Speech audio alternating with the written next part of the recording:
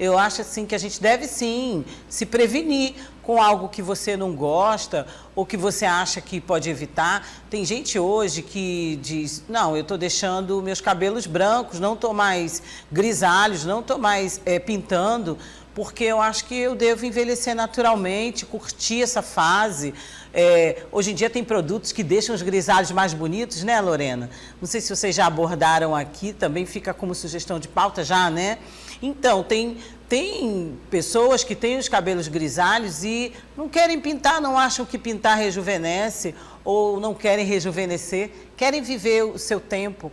Nós mulheres temos realmente, eu acho que aí o índice é mais em mulheres. A gente tem problema com rugas, acha que fica feio, que não é legal, então hoje a gente tem vários procedimentos, tudo bem. O que não pode, gente, na minha opinião, tá? É o exagero, tudo exagerado, não é só na alimentação não, tá? Tudo que a gente pensa exageradamente, eu quero ser perfeito, quero estar com um rostinho de 20. Poxa, eu tenho 50, como é que eu vou estar com um rostinho de 20? Vamos fazer um mediano aí? Então, assim, eu acho que os exageros ou ser radical de todas as formas não é muito bom.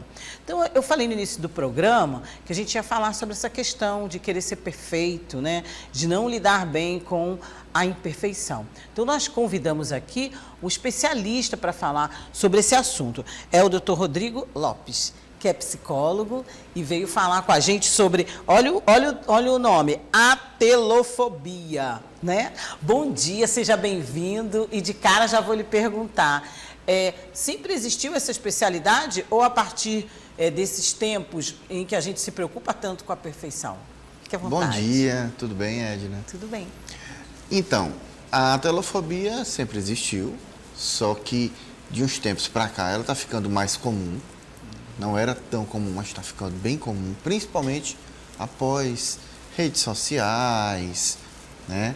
E toda uma demanda vinculada às tecnologias, onde as pessoas estão se expondo mais, buscando cada vez mais se comparar perante outras pessoas que estão ali se apresentando, vendo uma condição de vida perfeita, de momento perfeito, o que vai deixando cada um mais vulnerável, com crenças de desvalor, de autoestima baixa, que vai levando a tudo isso acontecer. Sim, e aí o senhor tocou numa parte muito importante, que são as redes sociais. A gente está sempre falando aqui que as redes sociais vieram para o bem e para o mal, nem as redes sociais, o espaço na internet, né? Por quê? Porque como as pessoas se divulgam mais e falam mais de si, mostram mais sua vida perfeita, entre aspas, esse problema atinge a família de uma forma geral, atinge o indivíduo, né? Porque a gente acha que todo mundo tem que ser perfeito, que o que está sendo divulgado ali, outra questão que você colocou, eu quero ser igual ao outro, eu quero ser tão perfeito quanto o outro, e aí, não tem como acabar com isso, né, gente? Tá aí, o TikTok tá aí, mostrando todo mundo feliz, alegre, brincalhão, com a perfeição do seu corpo e do seu pensamento. Como lidar com isso, doutor? Que é uma realidade, né? Sim, sim. A atelofobia é um medo de falhar, é um medo irracional de falhar, de cometer tudo nas melhores condições, levando a uma perfeição. E isso, como eu falei anteriormente, termina trazendo uma grande vulnerabilidade. O que as pessoas terminam sempre se comparando. Como você falou aí, redes sociais, especificamente TikTok, entre outros, vão deixando as pessoas vulneráveis e, ao mesmo tempo, apresentando alguns sintomas que podem vir a acontecer. E a melhor forma de lidar com essa realidade é procurando entender que cada um tem uma vida, cada um tem a sua realidade. Tem um jeito, tem o seu jeito, cada um é único. Evitando essas cobranças excessivas, que as próprias redes terminam trazendo, porque a pessoa se compara achando que a vida tem que ser perfeita como a minha vida tem que ser perfeita como a do outro, onde na verdade a minha vida é de uma maneira, a do outro é do outro. Nós não sabemos como é a rotina que o outro tem, como é a sua rotina. E a realidade de cada um, então, né, tem tudo isso, né? Tem toda uma condição social, tem toda uma condição financeira, tem toda uma condição de autopercepção, ou seja, a autoestima aí, muitas vezes está se colocando numa condição até mesmo de dependência, né? Que as próprias redes trazem. E aí a telofobia termina vindo diante de toda essa vulnerabilidade presente diante dessas crenças de desvalor, né? Então, e muitas vezes de desamparo também. Isso. A telofobia não é um mal, vamos dizer assim, novo, né? Mas ele, pelo que o senhor está explicando para a gente, aflorou com os últimos tempos, as novas tecnologias. Sim. E aqui a gente não está condenando as redes sociais, viu, gente? Todo mundo aqui usa, todo mundo gosta. A internet veio positivamente em vários setores, principalmente profissional, das nossas divulgações, dos nossos trabalhos, até para você melhorar a tua autoestima também. Agora, como eu disse no início, tudo com exagero não é legal e pode trazer doenças e podem afetar a sua saúde mental. Bom, se foi... pode complementar. Na verdade, Edna, a telofobia ela já era existente. Com as Sim. redes sociais, só se reforçou. Foi isso que eu falei, aflorou, né? Aflorou, justamente. E a telofobia, ela hoje está mais evidente diante das redes sociais. Não é por conta das redes, é pela forma como as pessoas estão encaram, como se usam, manifestando, né? E também interpretando. É uma questão de interpretação. Porque, por exemplo, quando não existia a internet, não existia nem a internet, mais as redes sociais, que, como o doutor está falando, pioraram a situação da telofobia, né? Ou mostraram mais pessoas que sofrem de atelofobia.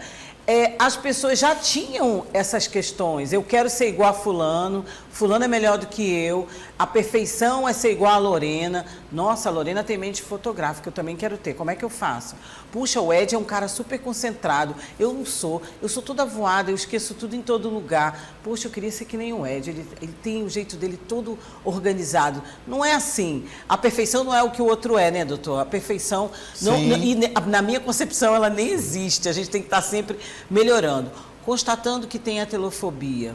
Quais são os primeiros sinais, inclusive, para a gente perceber com as pessoas próximas da gente? Por favor, primeiro. Sudorese, que é aquele suor, né? Suor frio nas mãos, taquicardia, pensamento que tem que estar sempre buscando estar melhor, está se comparando com outras pessoas que a pessoa tem como referência e está todo o tempo buscando essa condição de perfeição, de alta performance, profissionais que trabalham em alta performance, estão todo o tempo se cobrando, toda uma condição de vulnerabilidade, como eu disse. Não dá para confundir com perfeccionismo, não? Como é que a gente faz a diferença? O perfeccionismo é uma distorção, tá? Que advém dessa condição da telofobia. Não é que todo perfeccionista tem a telofobia. Eu pensei nisso Porém, agora. O perfeccionismo, ele é uma realidade que pode vir a acontecer. E tudo isso precisa de tratamento para ser visto e trabalhado por uma melhor condição de conviver, de viver, não só em sociedade, mas para aquela pessoa entender que a sociedade está ali para complementar e não para ser um algoz. Né? O senhor falou na sudorese, né? A gente está falando dos sintomas, e aí também a sudorese e a taquicardia, elas são sintomas de outras doenças. Sim. Então, como fazer para não confundir? E aproveitando o gancho do que o senhor falou, qual o tratamento, como é o tipo de tratamento de quem tem a telofobia? Então, quem tem a telofobia está passando por uma condição de ansiedade, algum transtorno de ansiedade. E se ela não for trabalhada, ela pode chegar para um quadro mais grave, como a própria depressão, entendeu? E o tratamento indicado é a terapia cognitivo-comportamental e hipnose. E quando necessário também. E quando necessário, a utilização do medicamento também, que muitas vezes o próprio psicólogo já encaminha para o psiquiatra para estar buscando essa realidade. Então, é um tratamento que muitas vezes precisa dessa condição conjunta para um melhor enfrentamento e para a qualidade de vida da pessoa que está ali passando por essa dificuldade. Eu vou fazer essa pergunta só para constar mesmo, e porque eu gosto sempre de mostrar os números, as porcentagens, fazer essa comparação. Hoje, principalmente depois da Covid, o senhor notou, o senhor que atende quem tem a telofobia e outros casos também. Mas o senhor notou o aumento, o senhor disse já no início, mas houve um crescimento das pessoas procurarem tratamento por isso, porque às vezes as pessoas nem sabem que tem, porque muita gente hoje, infelizmente, também cresceu o número, sofre de depressão, ansiedade, e esses problemas estão todos juntos, essas doenças estão todas juntas ou interligadas. O senhor notou esse aumento da procura, do interesse das pessoas pela telofobia também? As pessoas já sofriam muito de condições Sabiam, psicológicas, né? De transtorno psicológico, porque nem tudo é transtorno, né? Isso. É um comportamento ali aversivo que precisa ser trabalhado. E além disso, o que acontece? Olha só, antes um grande número de pessoas já tinham alguns quadros ou alguns comportamentos que precisavam ser trabalhados. Porém, existia ainda deixa para depois, e agora não. Vai protelando, né? A procrastinação era muito grande. Procrastinando. Agora não. Agora as pessoas estão mais conscientes. Todo mundo correndo atrás, estão percebendo que a saúde mental é fundamental, que com saúde mental você consegue ter uma vida melhor, uma qualidade de vida melhor, produz melhor. E do mesmo jeito que foi com outros quadros, está sendo com a telofobia. Após a pandemia, né? Estão aumentando os números, estão aumentando os quadros, devido a muita gente buscar essa vida perfeita, porque a telofobia é um medo irracional de falhar. E as pessoas se comparam muito. Como eu disse, buscam muito essa ideia de performance, de produzir. Doutor, e normalmente com artistas, com pessoas públicas ou mesmo dentro da própria família? Porque eu encontro gente que vem falar para mim assim, poxa, meu irmão já tem isso, já adquiriu esse empreendimento, já é um bom profissional e eu não, um exemplo, né? Eu ainda não cheguei lá, poxa, eu queria chegar, e aí fica fixado naquele irmão, ou naquele parente, ou naquele colega.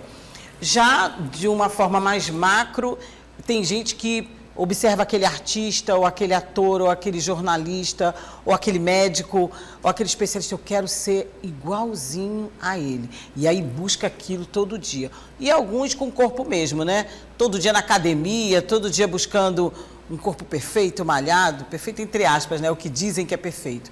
Então, assim, tem essas diferenciações, né, doutor? Sim, com certeza. E você trouxe algo muito importante. Isso não se remete, não é só a quem está buscando crescer. Quem já cresceu dentro de uma visibilidade profissional também pode estar buscando essa condição e está sofrendo da telofobia, pelo medo da queda dessa performance adquirida, né? Então tem toda uma estrutura aí que termina levando a isso.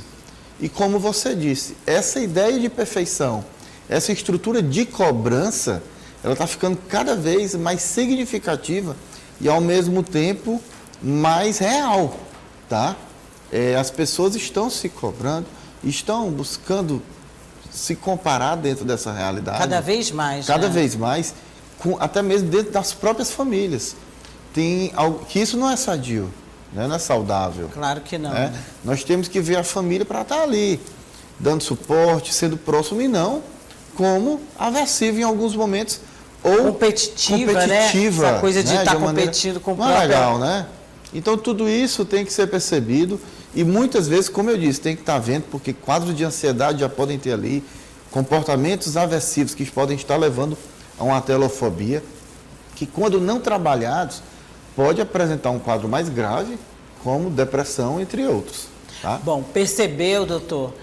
Vai logo tentar procurar um especialista, né? Como o senhor... procurar se informar mais sobre a doença, sobre o tratamento e, como o senhor disse, tem o tratamento com psicólogo, com psiquiatra, os profissionais envolvidos, mas também tem as medicações. E aí, para a gente encerrar, gostaria de fazer mais essa pergunta, se o SUS hoje atende também as pessoas que não têm condição de pagar um médico particular, podem fazer esse tratamento via SUS? Sim, pode estar buscando, né? Os hospitais, programas do governo. Também tem, lá um né? Psicólogo, psiquiatra. Que poderá tratar que podem também, estar né? trabalhando e ajudando, né? Ótimo, então é dessa acessível realidade. também. Bom, eu agradeço muito, o tempo é curto, não dá para tirar todas as dúvidas, mas tenho certeza que o senhor tem também suas redes sociais, né?